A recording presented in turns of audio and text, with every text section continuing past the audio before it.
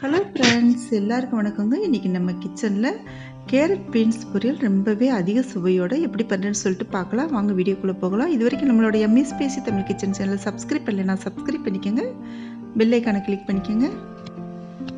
இந்த coil cut பண்ணி வச்சுருந்தோன்னா நம்ம ஒரு 3 நிமிஷத்தில் பண்ணி முடிச்சிடலாங்க. இப்போ ஒரு இரும்பு பாத்திரத்தை வச்சுட்டு தண்ணி சேர்த்தாச்சு. நான் 150 கிராம் கேரட் சேர்த்துருக்கேன்.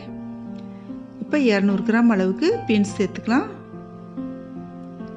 தண்ணி கொஞ்சமாக தான் சேர்க்கணும், காய் மூழ்கிற அளவுக்குலாம் சேர்க்கக்கூடாது. இந்த காய் வந்துட்டு கொஞ்சம் கிரன்ச்சியாக இருந்தால் தாங்க நல்லாயிருக்கும். இப்போ உப்பு சேர்த்துக்கலாம். உப்பு சேர்த்துட்டு மூடி வச்சுக்கலாங்க. நம்ம இதை வந்துட்டு அடிக்கடி நம்ம திறந்து பார்த்து கிளறி விட்டுக்கணுங்க. அப்படியே மூடி வச்சுருந்தோம் அப்படின்னு சொன்னால் கலர் கம்மியாயிரும். இதே க்ரீன் கலரும் ரெட் கலரும் இருக்கணும்னு சொன்னால் அடிக்கடி நம்ம வந்து திறந்துட்டு இந்த மாதிரி கலந்து விட்டுக்கணும். இந்த பீன்ஸ் கேரட் பொரியல் சாம்பார் சாதம், சாம்பார், ரசம், அடுத்து வந்துட்டு காரக்குழம்பு எல்லாத்துக்குமே வந்துட்டு ஒரு அட்டகாசமான மேட்சாக இருக்குங்க. ரொம்பவே சிம்பிளாகவும் பண்ணிடலாம். இதுக்கு உங்களுக்கு தேவைன்னா தேங்காய் துருவல் போட்டுக்குங்க, அப்படி இல்லைன்னா தேவையில்லைங்க. தேங்காய் துருவல் போடாமையுமே நல்லா தான் இருக்கும் இந்த கேரட் பீன்ஸ் பொரியல்.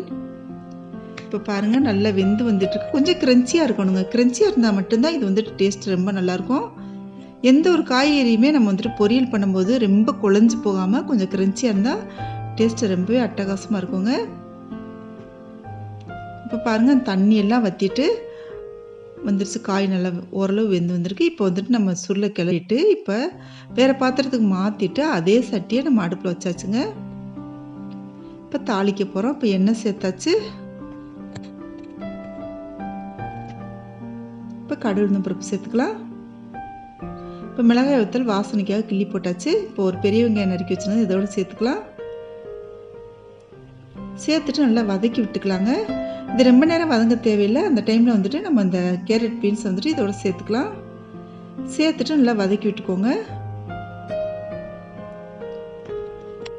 சூப்பராக கேரட் பீன்ஸ் பொரியல் ரெடி ஆயிடுச்சுங்க. உங்களுக்கு இந்த ரெசிபி பிடிச்சிருந்துச்சுன்னா நம்ம சேனல் இது வரைக்கும் சப்ஸ்கிரைப் பண்ணலைன்னா சப்ஸ்கிரைப் பண்ணிக்கோங்க, பெல் ஐக்கானை கிளிக் பண்ணிக்கோங்க, ஃப்ரெண்ட்ஸ்க்கு ஷேர் பண்ணுங்கள், லைக் பண்ணுங்கள், கமெண்ட் பண்ணுங்கள். தேங்க்யூ.